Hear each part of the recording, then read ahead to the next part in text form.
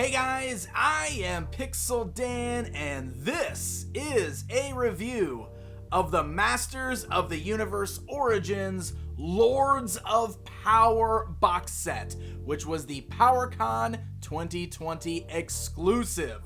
That is right, my friends. Now, hey, it's been a weird year. Conventions didn't really happen, and that includes PowerCon. And because of all of that, there were several delays. So this was supposed to be one of the convention exclusives at the convention.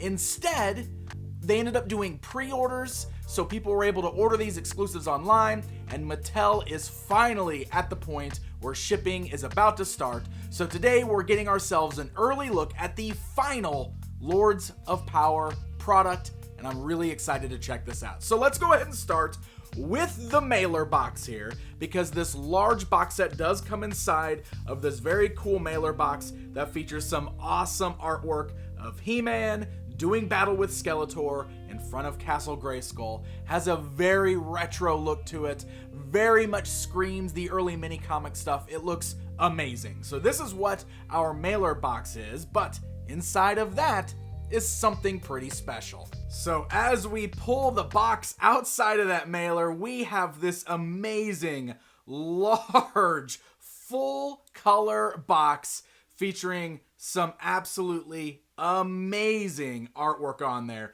It's the same artwork that we just saw on that mailer box, but of course, this is done in full color, and it is absolutely beautiful. Now, it's so big, it's kind of hard for me to fit the whole thing in frame. I want to bring in the tape measure here so you guys can see that this box is about 16 inches tall and is about 12 inches across. And it is amazing. You can see the artwork wraps all the way around the box as I rotate it here. The backside features the other three characters that are also featured in this box set of Beastman, Merman, and Man-at-Arms. But of course, all of this artwork is inspired by the way these characters looked in that original Lords of Power collection, which, if you don't know, are very early prototypes for the original Masters of the Universe toy line under that original working title of Lords of Power. Really, really cool stuff. So this box right here is essentially supposed to resemble some of those old action figure collector cases. You remember the ones, right? The original Masters of the Universe toy line had them. They were like these vinyl cases. This right here is cardboard, but it is really sturdy feeling. It's actually very weighty, like it's got some really good weight to it, so it feels really well made. There's no latch or anything like that on the side, but it does fold open, just like those old collector cases would. Got a piece of tissue paper in there for protection, but when you open it up, you can see we've got an amazing display piece here featuring all of the figures in the set: HeMan, Skeletor, Beastman, Merman, and Man-at-Arms. You can see we've got like some plastic that's covering the figures, and then they're sitting inside plastic trays, but there is more beautiful artwork on the inside here. It is really, really amazing. So I want to start pulling out some of this plastic because I want to be able to get a better look here. Also, because it's a little shiny under my lights, I want you guys to be able to see everything really nicely. So you can see that this plastic right here is able to be pulled off the front, which is really cool. That's one thing that is really noticeable about this. It does look like this is going to be one of those things where you can put everything back in the box if you want to, and that way you can still display them that way. So I think that is really, really well done. So I'm going to move these plastic covers here for both sides. And that gives us a little bit of a better look. And I'll make sure I get some good photos too so that there's not so much of a glare. But I absolutely love the inside of this box. I mean, this is a really beautiful display piece if this is something that you want to just kind of throw up on your shelf and display just like this. All of these trays are also fully removable from the inside of this box. So here we can pull out like the insert tray there with Man-at-Arms positioned inside. We got Merman, and of course we're going to be taking a closer look at all these figures in just a moment.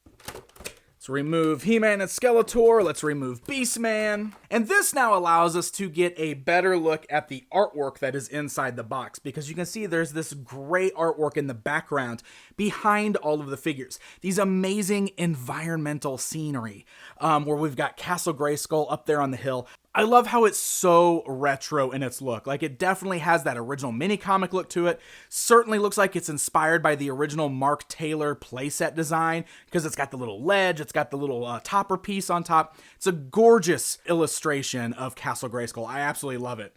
Down below that, you can see the amazing jungle scene that was behind Beastman there, which is incredible. As we pan over to the other side, you can see the amazing artwork that was behind Merman, which again, super reminiscent of the old mini comic there. I mean, look, we got this little red creature popping out of the water, just the colors that are used in the sky, all that kind of stuff. It looks absolutely gorgeous. And then up above that, where we had Man-at-Arms up here, is just another amazing piece of scenery. I love like the planets in the background. I love the erupting volcano. Everything about this is absolutely gorgeous. So beautiful artwork all the way around. Once again, it's something that Origins has done an incredible job with the entire way through. We have such amazing artists doing the box art for all of these toys in this particular line, and this right here is no exception. I absolutely love it. Now, I did mention that this entire thing is made out of cardboard, so it's not plastic. It's got like these little levels on here. It's sturdy cardboard, but it is still cardboard. But I do want to just bring in, this is not the actual Lords of Power He-Man. This is like the last year's Comic-Con exclusive one, but I just wanted to put them in there just so you can see how if you want to display figures on there, it is something that is possible to do.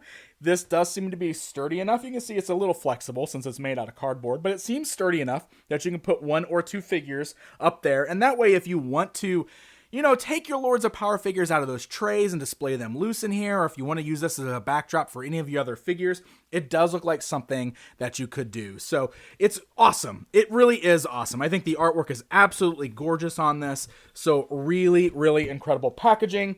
Why don't we go ahead now and take a look at the included action figures. All right, so we've got our 5 brand new Lords of Power action figures outside of that amazing box so we can take a closer look at them.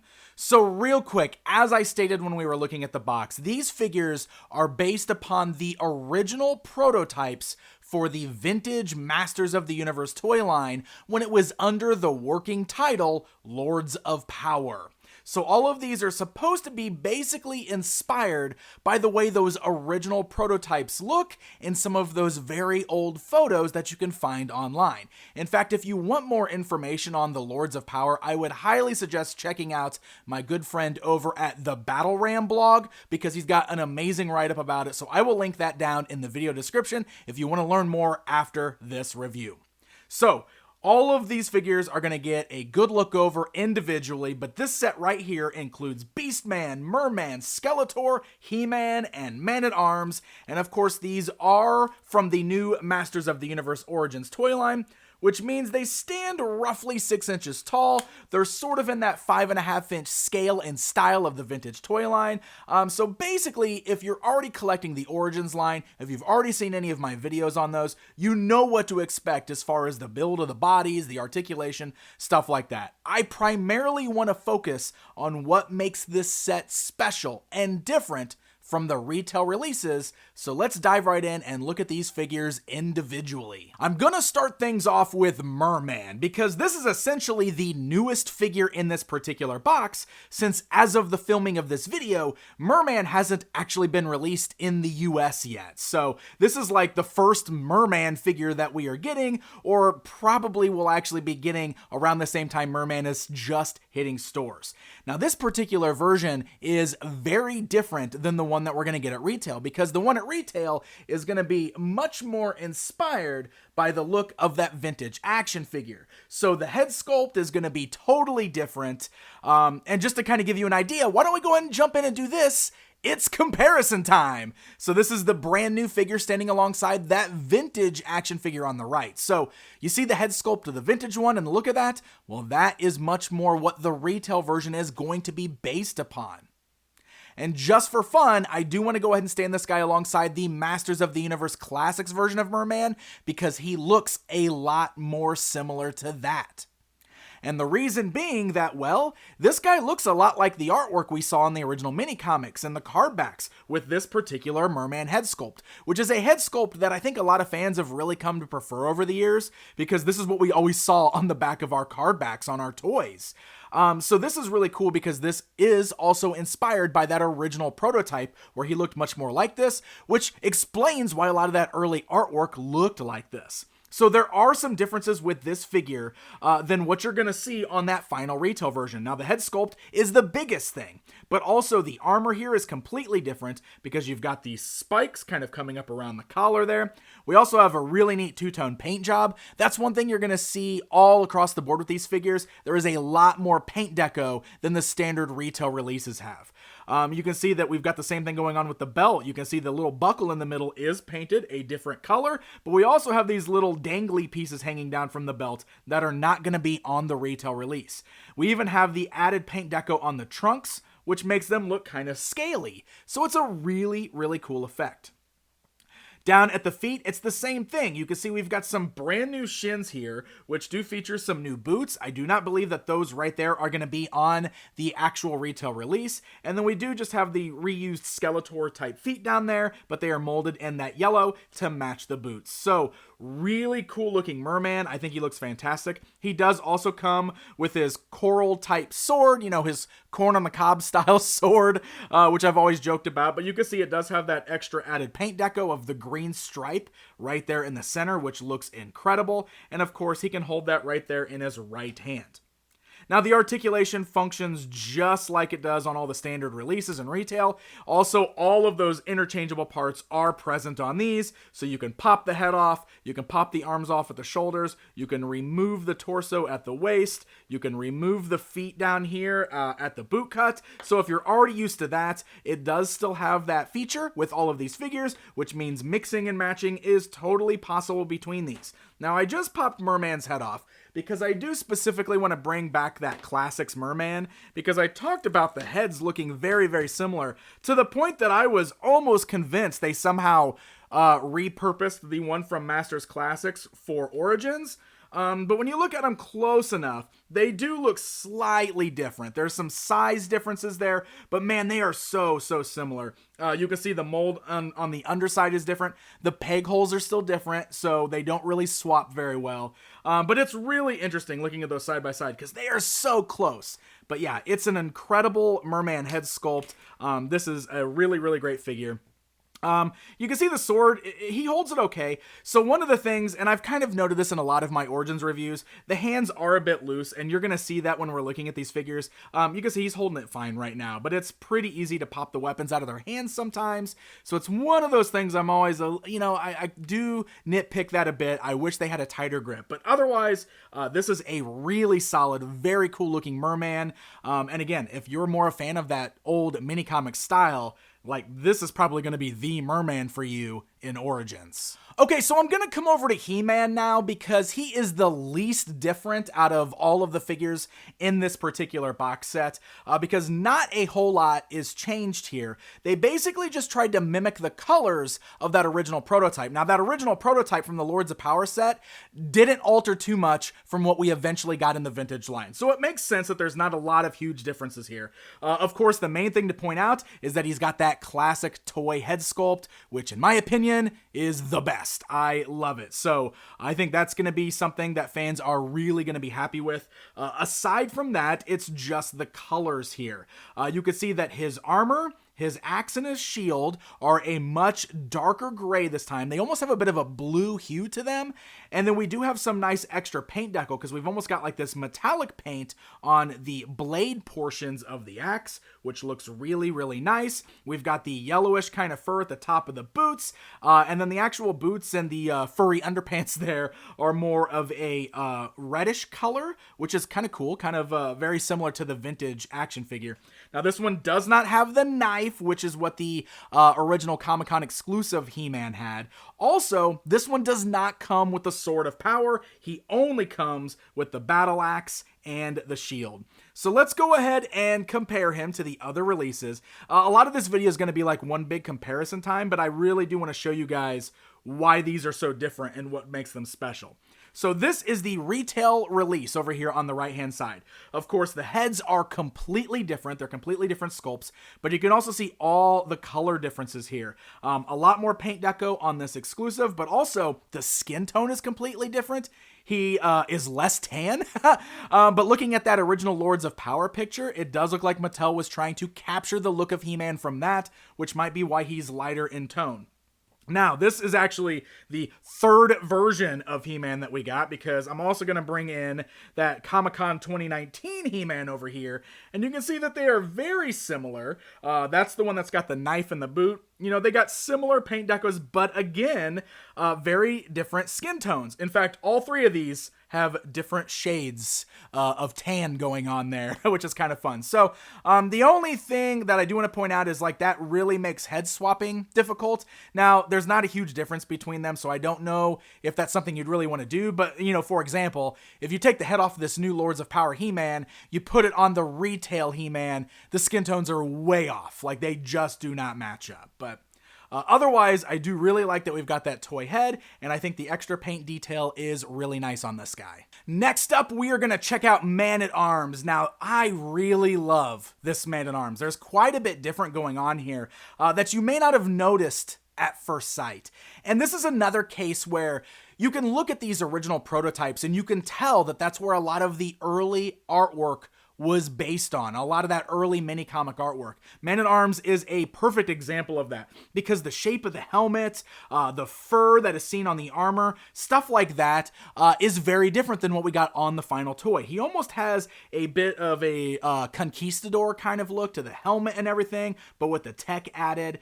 So this is a really cool, very different look. So again, let's go ahead and just bring in the retail version of Man-at-Arms to stand them side by side, so you can really see the differences of these two, because you really got to put them side by side, I think, to see it. So first of all, the head is completely different, as I noted. The helmet's got a completely different shape. It's got a ton of paint detail on there, because we got the little red dots. Yes, I love it. We've got like little green panels on there. And also, the face sculpt is absolutely inspired by the vintage toy. There's no mustache, and it looks like the face on the vintage toy. So I absolutely love this brand new head sculpt. The armor is also completely different. You can see this time it's full body armor, wraps all the way around his back. It's got the fur, the brown fur that's around the arm areas. The green bodysuit he's wearing is much darker this time around. We've got the extra paint detail on the belt. His wrist bracers are painted this time instead of being the same color as the green bodysuit. He actually gets to reuse that boot with the dagger from He-Man, and you can see we got a cool little yellowish dagger there that sticks in his boot. It's a bit loose-fitting in his hand, but you can get it in there. He can hold on to it. You got the two-tone boots there with the darker fur at the top, the dark brown on the actual boots.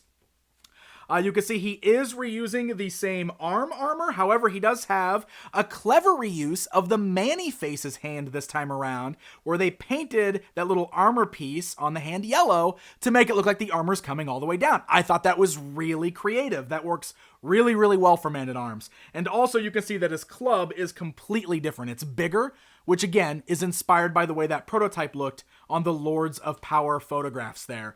So he is a completely different looking figure, and I really, really love him. And this is something that I think a lot of people will want to see. So let's do a head swap.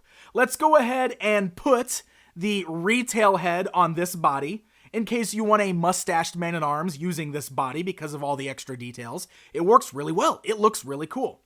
And same thing the other way around. We can kind of get that more vintage-inspired head on that more vintage-inspired action figure of the retail release there. The only biggest difference is the shape of the helmet, but still, it's pretty cool that you can swap the heads between these two, and they look pretty neat. Beastman is a very different looking character here, and if you look at those old photographs of those prototypes, you saw that with Beastman. Clearly that original prototype was inspired by one of the early Mark Taylor designs, where he was kind of trying to repurpose that Big Jim gorilla. So that's why he's bigger and bulkier, has a totally different shape to his body than what we ultimately got. So basically what Mattel did here is they tried to recreate that the best they could while just utilizing the Origins body. So he's not as big or different shaped as he kind of looks in those original prototype pictures, but this is still a pretty cool looking, very different looking Beastman. So once again, let's just go ahead and bring in our standard retail Beastman and stand them side by side so you can see the difference between the two there. Really, the biggest differences, with the head and the armor and everything is how they tried to accomplish that bigger look for this Beastman. You can see that the orange bodies are very similar in color. He does reuse the same legs as the retail release Beastman. It looks like the torso is the same. He does, however, have totally different forearms. These are totally new sculpts.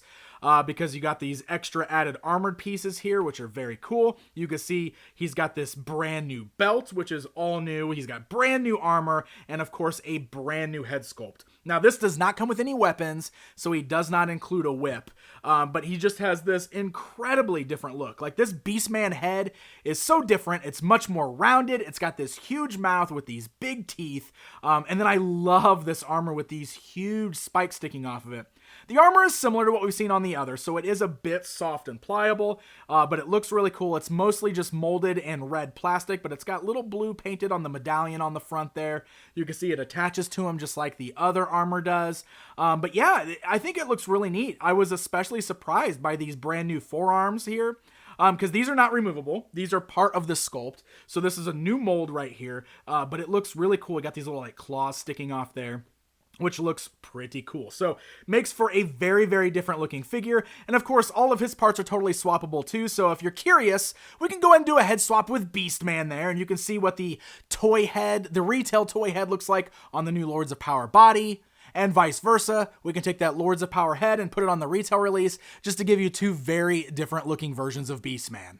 And finally, this is going to bring us over to Skeletor, who looked quite a bit different, specifically in the face on those original prototypes. And Mattel really went for it here. So it's really interesting to see the way that they made the face on this, because it almost has a bit more of an organic look to it. Like, clearly he's still a bit of a skull there because he's got like the little skull nose. Like, he has no nose. He's got the glowing red eyes. But you can almost see, like, instead of just bone teeth showing, like, it kind of looks like he's got lips.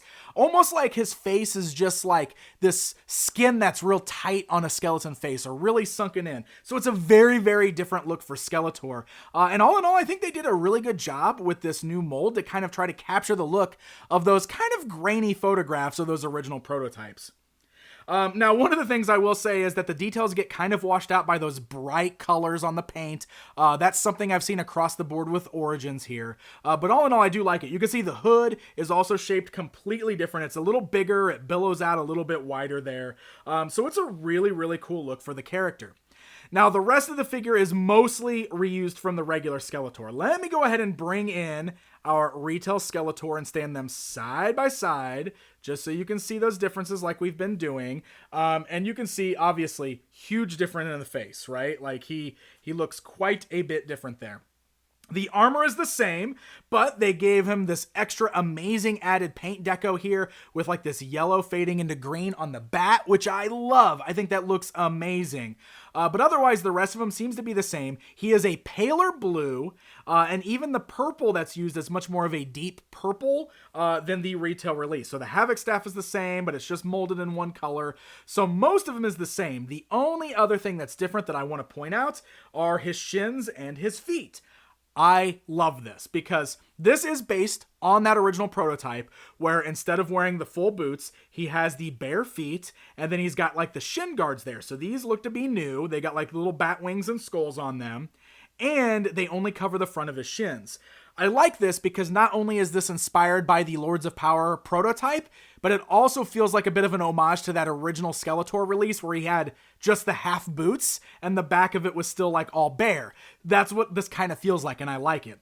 One thing I do want to point out is that the shins right here do appear to be molded in purple plastic, which is what the shin guards are on the front.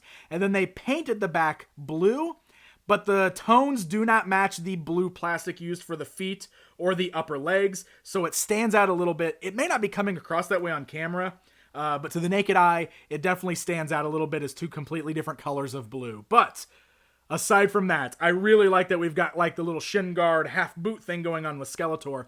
And it's a really cool, very different look for our main villain. And again, some head swaps are really fun because if you put the standard retail Skeletor head on this body, specifically because of like those open feet there, the open-toed feet and like the painted armor, it looks really cool, guys. I really like that look for Skeletor. So there you go, my friends. That is a look at the PowerCon 2020 exclusive Lords of Power box set for the Masters of the Universe Origins toy line. Overall, I really like this set. I think these are some really fun figures. I love the extra paint deco and the extra parts that we're getting here. As a longtime fan of this brand, I love the history behind this. I always love when we can get something new that's based on something that we never got originally, like prototypes and stuff like that. I think it's a lot of fun. And it's the kind of thing that, in my opinion, makes a perfect exclusive. Because it's not something that I feel like everybody's going to want or need, but it is something extra that you can get for a convention. Now, again, it was a little weird this year since we didn't actually get to go to a convention to get this, but it's still cool that Mattel was able to go through with it and get it shipped out anyway. The downside to that is these were sold via pre-order, and the pre-order is completely sold through. So at this point, if you weren't able to pre-order it through PowerCon when they were on sale, your only chance of getting them is if anybody on the aftermarket has them once they start shipping. Mattel says that they will be shipping these out this month with plans for them to start getting into customers' hands sometime early December, it sounds like. So these are coming very, very soon. I hope you guys enjoyed this this early look at it so that you know exactly what you're going to get out of this incredible new box set. And honestly, I think this might be my personal favorite piece out of Origins so far. But again, it's a really cool piece of history for me, and that's the kind of thing that I really love about toy collecting. Thanks so much for watching, my friends, and until next time. The Toys of He-Man and the Masters of the Universe is available for pre-order now.